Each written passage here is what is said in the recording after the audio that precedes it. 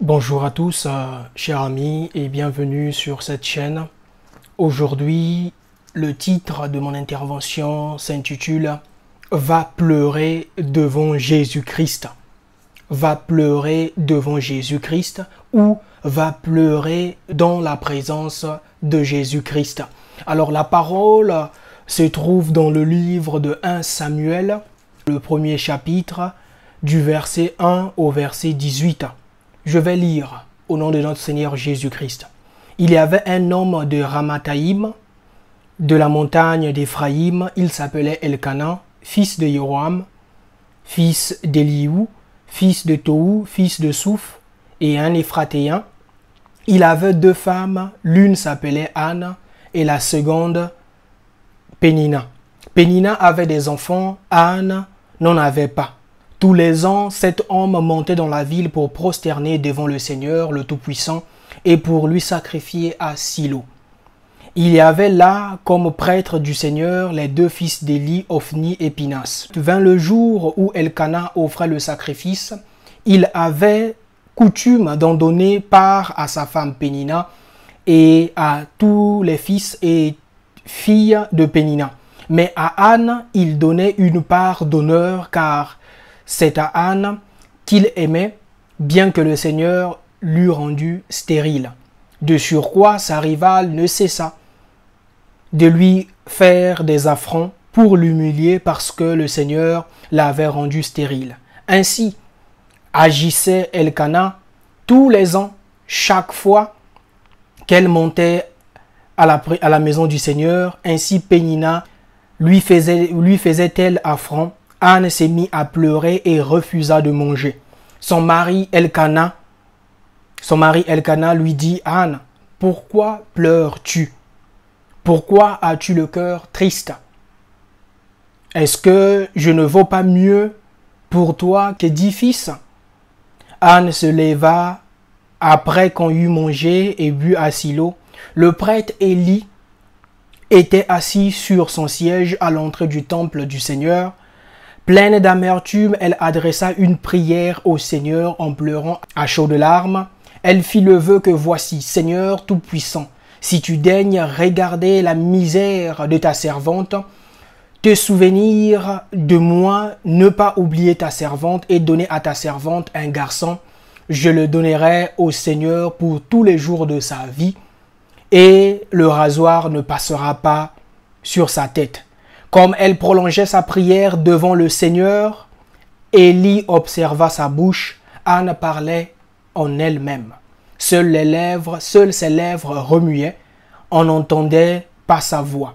Élie la prit pour une femme ivre. Élie lui dit: seras-tu longtemps ivre? Va cuver ton vin. Anne lui répondit: je ne suis pas, mon Seigneur, une femme entêtée, mais je n'ai bu ni vin, ni rien d'enivrant. Je me penchais seulement devant le Seigneur. Ne traite pas ta servante comme une fille de rien, car c'est l'excès de mes soucis et de mon chagrin qui m'a fait parler jusqu'ici. Et lui lui répondit: va en paix et que le Dieu d'Israël t'accorde ce que tu lui as demandé. Elle dit: que ta servante trouve grâce à tes yeux. La femme s'en alla, elle mangea et n'eut plus le même visage. Mes amis, c'était un peu long, mais la lecture de ce passage en vaut la peine. Aujourd'hui, le titre de mon intervention s'intitule « Va pleurer devant Jésus-Christ ». Dans cette histoire que je viens de lire, qui se trouve dans 1 Samuel, le premier chapitre, on nous parle de Elkana, qui avait deux femmes, Pénina et Anne. Pénina avait des enfants, mais Anne n'avait pas des enfants. Et Pénina n'arrêtait pas de se moquer de sa rivale, comme quoi elle était stérile, comme quoi elle n'avait pas d'enfants. Et Anne, ça lui faisait très mal. Et dans la parole de Dieu, comme nous pouvons le voir, on dit que Anne s'est mise à pleurer. Anne s'est mise à pleurer et refusa même de manger. Refusa même de manger. C'était devant son mari. Anne pleurait devant son mari, devant les hommes. On va s'arrêter ici. cher ami, chère sœur, cher frère, tu es moqué. Je ne connais pas par quoi tu passes, je ne connais pas ta situation. Les gens se moquent de toi. Ton entourage, même tes proches, se moquent de toi. Mais la question qui se pose, pleures-tu devant les hommes comme Anne? Anne était stérile. Sa rivale certainement s'est moquée d'elle. Pas certainement, mais c'est ce que la parole de Dieu nous dit. Sa rivale s'est moquée d'elle. Mais Anne avait fait comme toi et moi nous faisons lorsqu'on se moque de nous. Anne s'est mise à pleurer et refusa même de manger. Mon frère, je comprends la situation que tu traverses. À un moment donné, tu pries, tu ne trouves pas de réponse. Et voir de l'autre côté une personne se moquer de toi. À un moment donné, tu peux faire une grève de faim. Où tu n'as pas de problème avec personne, mais tu refuses juste de manger parce que tellement ça te fait mal. Mais ici, dans la parole de Dieu, on nous dit, son mari Elkana lui a posé la question, Anne, pourquoi pleures-tu? Et aujourd'hui aussi dans cette vidéo, je te pose la question, pourquoi pleures-tu devant les hommes? Pourquoi pleures-tu devant les hommes? Anne, je pense que la question que son mari Elkana l'avait posée, ça a remué un peu la pensée ou bien les pensées de Anne. À tel point que elle a d'abord pleuré devant les hommes, à tel point qu'elle a refusé de manger. Mais lorsque son mari Elkana lui pose la question, Anne, pourquoi pleures-tu? Alors elle a compris, en fait c'était en sorte que ce n'est pas devant les hommes que tu dois prier, ma sœur. Ce n'est pas devant ta famille que tu dois pleurer, mon frère. C'est devant Dieu. Et Anne l'a compris. Anne, dans le verset 9, 1 Samuel 1, le verset 9, on nous dit, Anne se leva. Il y a une action. Anne se leva après qu'on eut mangé et bu à Silo et alla dans la présence de Dieu. Anne se leva. Toi qui as l'habitude, malgré ce que les gens disent de toi, malgré les moqueries, toi qui as l'habitude de pleurer devant les hommes, que ma situation, tu te plains envers tout le monde. Dans le quartier là où tu vis, les gens te connaissent. Dans ton entourage, on connaît que c'est toi qui se plains, c'est toi qui pleures, c'est toi qui racontes toujours aux autres tes problèmes. Anne l'avait compris. Anne, parce que Anne, la première fois qu'elle a pleuré, c'était devant les hommes, c'était devant son mari et devant sa rivale, parce que sa rivale, Pénina, se moquait d'elle. Mais lorsque son mari lui pose la question, pourquoi pleures-tu, Anne? Pourquoi pleures-tu, mon frère? Pourquoi pleures-tu, ma sœur? Anne s'est mise en action. Anne est allée maintenant dans la présence de Dieu parce qu'elle avait compris que pour pleurer, c'était pas devant les hommes, mais devant Dieu. Et on nous raconte au verset 10, pleine d'amertume, elle adressa une prière au Seigneur en pleurant à chaudes larmes. Mon frère, pour ta situation, les gens disent que tu es stérile. Ma soeur, les gens disent que tu es stérile. Les gens disent que tu es un chômeur. Les gens disent que tu marches à pied. Les gens disent que tu passes du 1er au 30 avec le même vêtement. Les gens disent de toi. Les gens se moquent de toi. Le secret, c'est d'aller dans la présence de Dieu et de pleurer à chaudes larmes. Si tu pleures, si tu as l'impression que pleurer devant ta famille, devant ta femme, devant ton fils, devant ton mari, tu penses que ça va résoudre ta situation, tu te trompes lamentablement, tu vas continuer à pleurer et ta situation ne va pas changer. Mais si tu fais ce que Anne avait fait, elle est rentrée dans la présence de Dieu, elle a pleuré à chaudes larmes. À chaudes larmes. Et au verset 12, on nous dit, comme elle prolongeait sa prière devant le Seigneur. C'est bien important de faire attention aux mots qu'on utilise. Comme elle prolongeait sa prière devant le Seigneur, Élie observa sa bouche. Élie pensait que cette femme était ivre.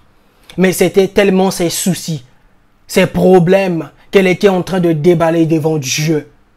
Ma sœur, je ne connais pas par quoi tu passes.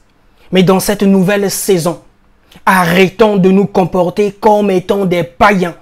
Pour un enfant qui connaît la parole de Dieu, pour un enfant qui médite la parole de Dieu, si tu as un souci, si tu as une situation qui ne marche pas, tu fais, mais tu as l'impression que tu dois surmonter. Il faut savoir une chose, ce n'est pas devant les gens que tu dois aller se plaindre, mais c'est devant Dieu. Car c'est Dieu qui dit dans sa parole qu'il connaît les projets qu'il a fait pour toi, projets de bonheur et non de malheur, pour te donner un avenir et de l'espérance. Donc c'est devant ce Dieu-là que tu dois aller pleurer tout en lui rappelant que papa, tu avais dit ceci dans ma vie, tu avais dit ceci sur ma vie, tu avais dit ceci concernant ma vie.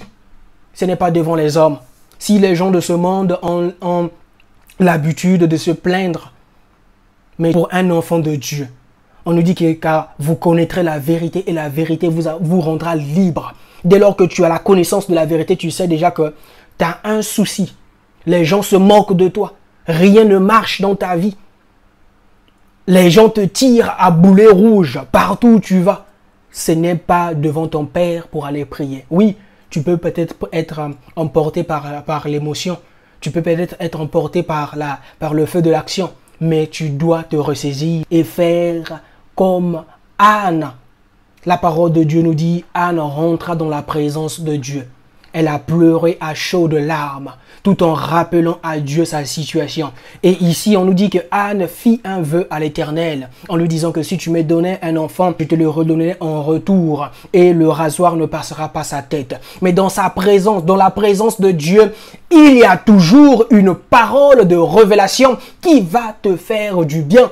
Et la parole de révélation pour Anne, c'était que Élie pensait dans un début qu'Anne était ivre. Ensuite, Anne a dit que ne traite pas ta servante comme une fille de rien, car c'est l'excès de mes soucis et de mon chagrin qui m'a fait parler jusqu'ici. Yaya, ma sœur, tu as beaucoup de choses à dire à Dieu, pas aux hommes. L'excès de tes problèmes, l'excès de tes frustrations, l'excès des situations où tu sais que vraiment, là, je dois vraiment m'en découdre avec ça. C'est devant Dieu. Va, entre dans ta présence, prends une chaise, dis à Dieu que viens t'asseoir là, car j'ai des trucs à te dire, car je dois te dire des choses. C'est devant Dieu que tu dois dire, c'est devant Dieu que tu dois te plaindre, c'est devant Dieu que tu dois te lamenter, c'est devant Dieu que tu dois pleurer. Parce que si tu pleures devant les hommes, lorsque tu vas tourner ton dos, ce sont les mêmes personnes qui se mettront à se moquer de toi. Regardez-moi celui-là. Il se plaint tout le temps. Il ne veut pas travailler. Elle n'est pas aussi belle que ça. Mais lorsque tu pleures dans la présence de Jésus, lorsque tu pleures dans la présence de Dieu, il y a une chose, parce que la prière, c'est un dialogue entre le chrétien et son Dieu. Donc dès lors que tu vas te plaindre devant Dieu, dès lors que tu vas te lamenter dans la présence de Jésus-Christ, il y aura toujours soit un verset biblique qui va te monter à cœur, il y aura certainement une parole de connaissance. Et la parole de Dieu nous dit que lorsque Élie avait dit à Anne que va en paix et que le Dieu d'Israël t'accorde ce que tu lui as demandé. Anne répondit, que ta servante trouve grâce à tes yeux. La femme s'en alla, elle mangea et n'eut plus le même visage. Il y a aussi le secret, c'est que lorsqu'on se lamente devant Jésus-Christ, c'est que on sort regaillardi, on sort avec une assurance qu'on n'avait pas avant. Mais lorsque tu te plains, tu te lamentes devant les hommes, en fait, ton chagrin va augmenter.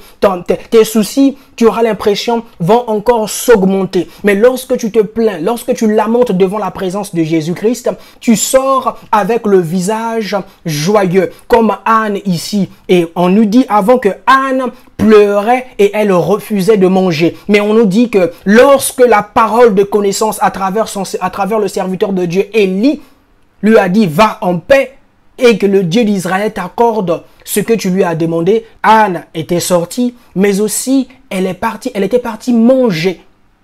Et on nous dit qu'elle n'avait plus le même visage. Mon frère, c'est un secret. La parole de Dieu nous dit que mon peuple périt par manque de connaissance.